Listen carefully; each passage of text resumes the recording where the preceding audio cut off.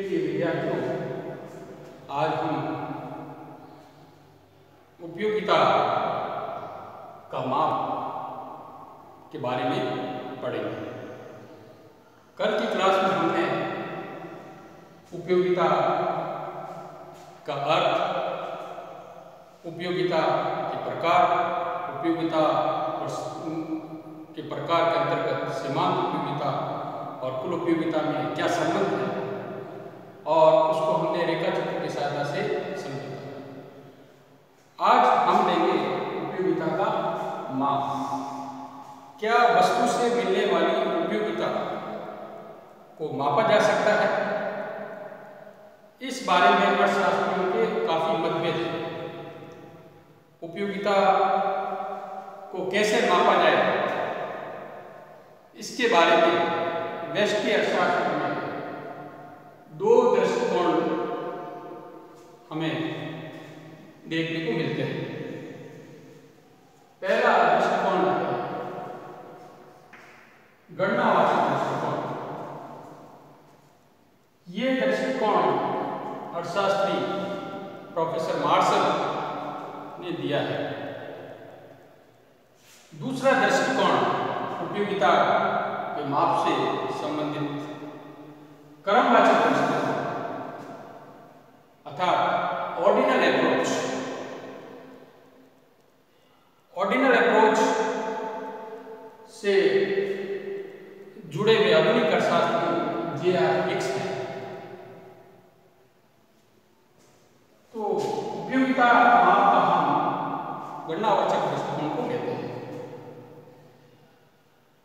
गणनावाचक दृष्टिकोण में professor martial ने ये बताया कि उपयोगिता का माप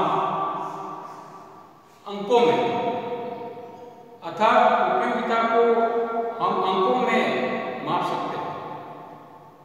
हम संख्या के रूप में उपयोगिता को बता सकते हैं।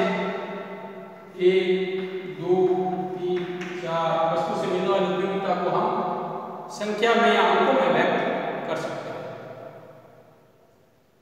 मार्शल का यह मानना था कि प्रत्यक्ष रूप से वस्तु से मिलने वाली संतुष्टि या उपयोगिता को हम नहीं माप सकते, लेकिन अप्रत्यक्ष रूप से हमारे पास एक ऐसा पैमाना है जिससे वस्तु से मिलने वाली उपयोगिता को अंकों में माप सकते हैं। वो पैमाना मुद्रा है। मार्शल ने कहा कि मुद्रा की सहायता से वस्तु के सेवन से मिलने वाली उपयोगिता को हम अंकों में बता सकते हैं। 1, 2, 3, 4 अंकों में व्यक्त किया जा सकता है उपयोगिता। इसके लिए मार्शल ने मान्यता दी कि मुद्रा की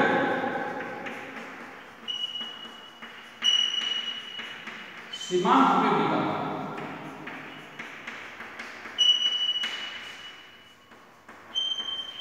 स्थिर रहे।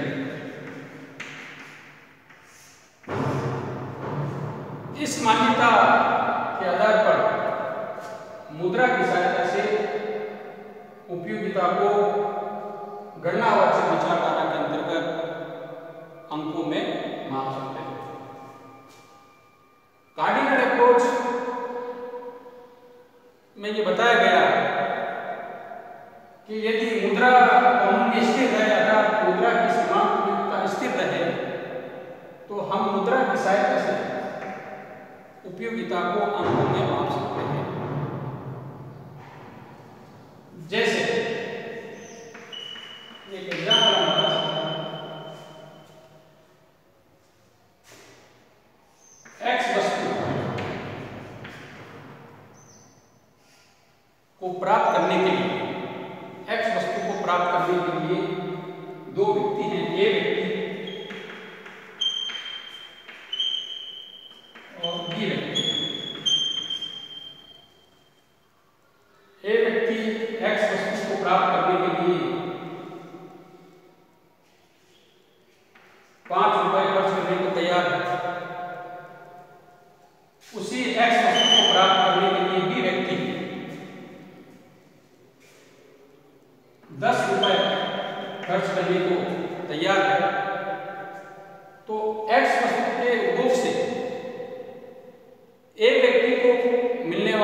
उपयोगिता 5 इकाई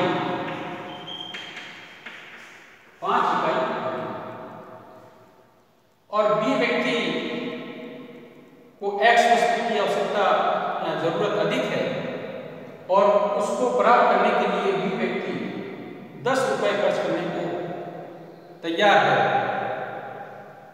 तब बी व्यक्ति को उसी एक्स वस्तु की एक मात्रा से 10 इकाई उपयोगिता प्राप्त होगी। इस तरह हम एक्स वस्तु से मिलने वाली उपयोगिता को मुद्रा की सहायता से अंकों में माप सकते हैं। जैसे इस एग्जाम्पल में एक्स वस्तु प्राप्त करने के लिए ए व्यक्ति 5 रुपए देने को तैयार है, तो एक्स वस्तु से मिलने वाली उपयोगिता ए व्यक्ति के लिए 5 रुपए, उसी वस्तु की एक इकाई के लिए बी व्यक्ति 10 रुपए देने को तैयार है, तो बी व्यक्ति को एक्स वस्तु से मिलने वाली उपयोगिता 10 इकाई है। इस विचारधारा की आलोचना भी हुई, इस दृष्टिकोण की आलोचना भी हुई कि हम उपयोगिता को अंकों में नहीं माप सकते। उसका कारण ये बताया गया क्योंकि उपयोगिता को अंकों में तभी मापा जा सकता है जब मार्क्समैन ने ये बताया कि मुद्रा की सीमांत उपयोगिता स्थिर रहे, यानी मुद्रा का मूल्य स्थिर रहे। अर्थशास्त्रियों का ये मानना है कि मुद्रा का मूल्य या मुद्रा की सीमांत उपयोगिता स्थिर नहीं रहती है। ऐसी दशा में हम उपयोगिता को अंकों में मुद्रा की सहायता से नहीं माप सकते। पैमाना वही होना चाहिए जो स्थिर रहे, बिना स्थिरता के किसी पैमाने की सहायता से वस्तु का मेजरमेंट या मापन नहीं किया जा सकता। यहाँ हमारा पैमाना मुद्रा है, लेकिन मुद्रा का मूल्य स्थिर नहीं रहता है, मुद्रा की सीमांत उपयोगिता स्थिर नहीं रहती है। इसलिए मुद्रा की सहायता से वस्तु से मिलने वाली उपयोगिता को हम अंकों में नहीं माप सकते।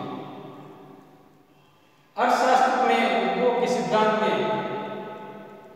के अंतर्गत उपयोगिता के 2 नियम हम पढ़ते हैं, वो इसी विचारधारा, इसी दृष्टिकोण पर आधारित है।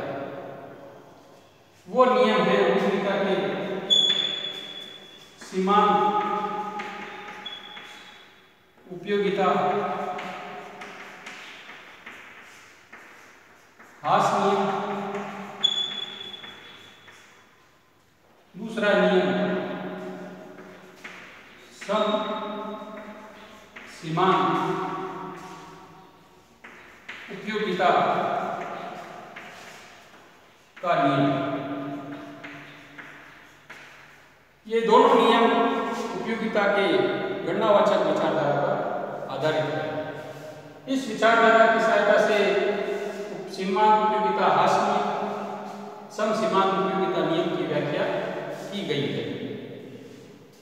अब इस विचारधारा में हमने ये देखा कि इसमें उपयोगिता को हम अंकों में नहीं माप सकते क्योंकि मुद्रा का मूल्य स्थिर नहीं रहता। तो ऐसी दशा में उपयोगिता को कैसे मापा जाए? तब उपयोगिता मापने का एक नया दृष्टिकोण सामने आया, जिसको हम क्रमवाचक विचारधारा या क्रमवाचक दृष्टिकोण कहते हैं। ये दृष्टिकोण आधुनिक अर्थशास्त्री J.R. हिक्स ने दिया है। J.R. हिक्स का ये मानना है कि वस्तु का सेवन करने से जो हमें उपयोगिता मिलती है उसको अंकों में नहीं माप सकते। केवल एक उपभोक्ता अपनी पसंद के आधार पर 2 वस्तुओं के सेट को या सहयोग को या अनुपात को क्रम में रखकर केवल इतना ही बता सकता है कि ए सेट बी सेट से अधिक उपयोगी है या ए सेट बी सेट से कम उपयोगी है या ए सेट बी सेट के बराबर उपयोगी है। केवल इतना ही बताया जा सकता है, उसको अंकों में व्यक्त नहीं किया जा सकता।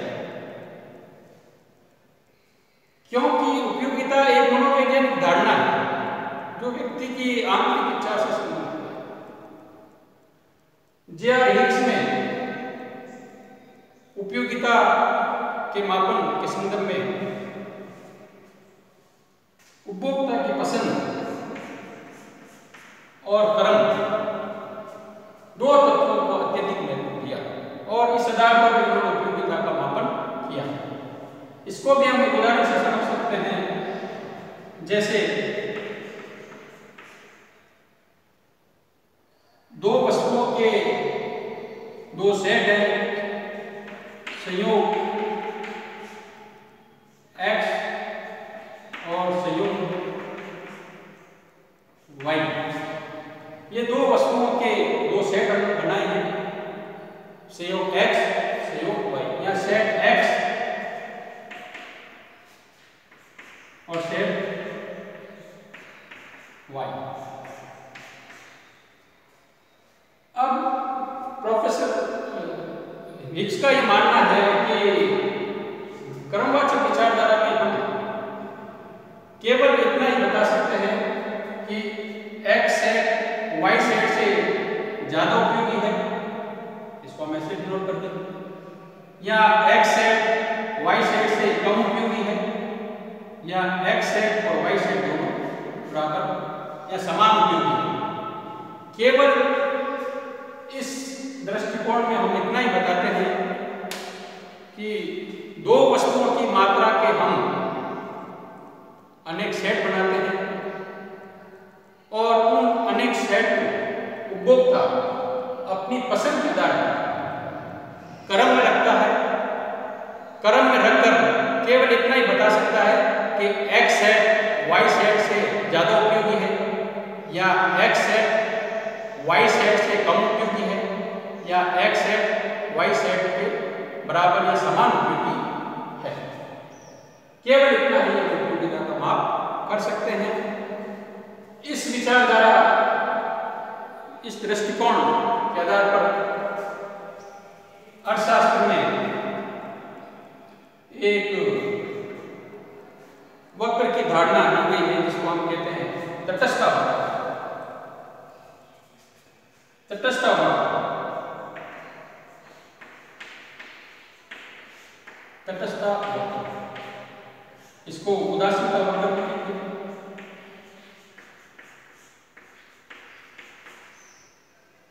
क्रमवाचक विचारधारा में उदासीनता वक्र की जो धारणा हमें देखने को मिलती है।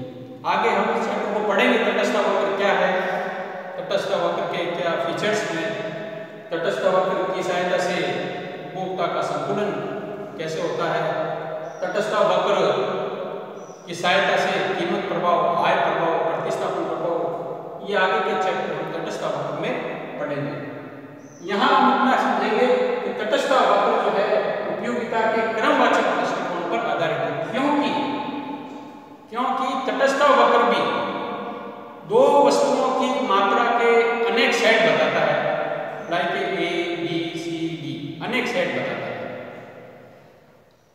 उन सभी सेटों से एक उपभोक्ता को समान उपयोगिता मिलती है, या यूं कह सकते हैं कि सभी सेट समान उपयोगी हैं।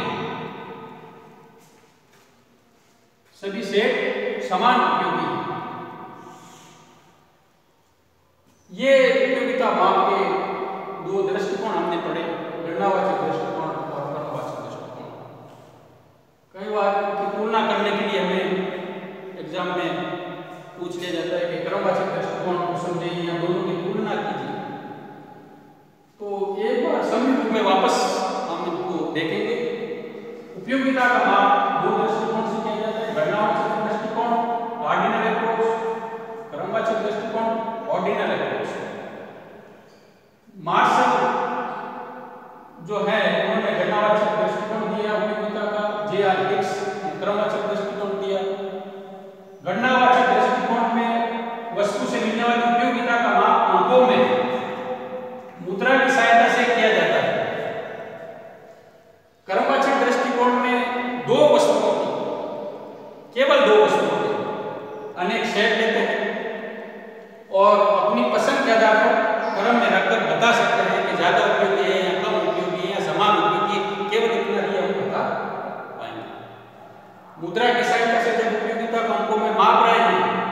मान्यता लेकर चलेंगे, मुद्रा की सीमांत उपयोगिता स्थिर रहे। और ये सिद्धांत अर्थशास्त्र के दो उपयोगिता के सिद्धांत हैं, सीमांत